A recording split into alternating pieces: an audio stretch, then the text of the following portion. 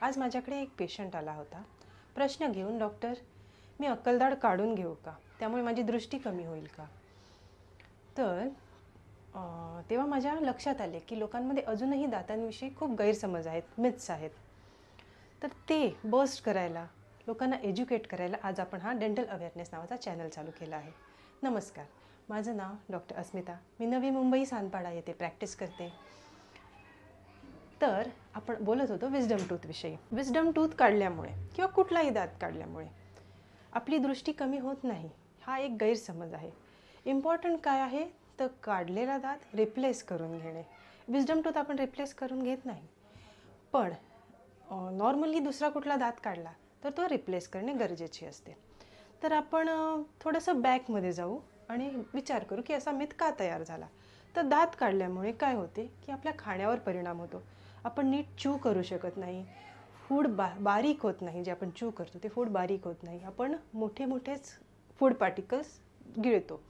त्यामुळे काय होते की आपल्याला न्यूट्रिशन कमी मिळते, त्याद्वारे दृष्टी कमी होते. त्याच्यामुळे असे मिथ तयार झाले की दात काढल्यामुळे दृष्टी जाते.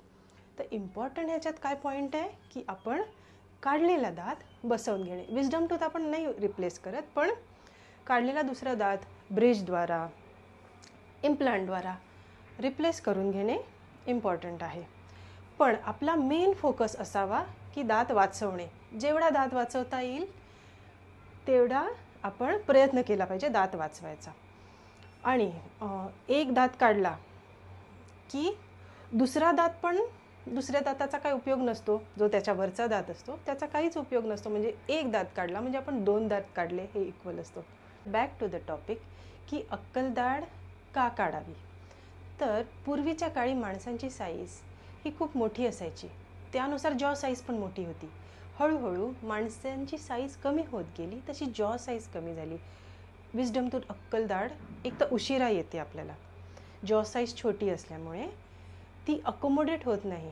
तर तो दात येतानाच कुठूनही, म्हणजे वाकडा तिकडा, तिरका, हॉरिझॉन्टल असा येऊ शकतो.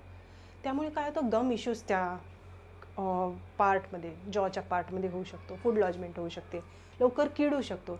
म्हणून डॉक्टर प्रेफर करतात की तो अडकलेला दात काढलेला better, rather than having infection again and again in your mouth.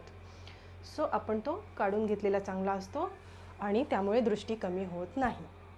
हे आज आपण एक मिथ बस्ट केलं. तर पुढच्या व्हिडिओमध्ये अजून मिथ बस्ट करू. कसा वाटला व्हिडिओ हे मला कमेंटमध्ये नक्की सांगा.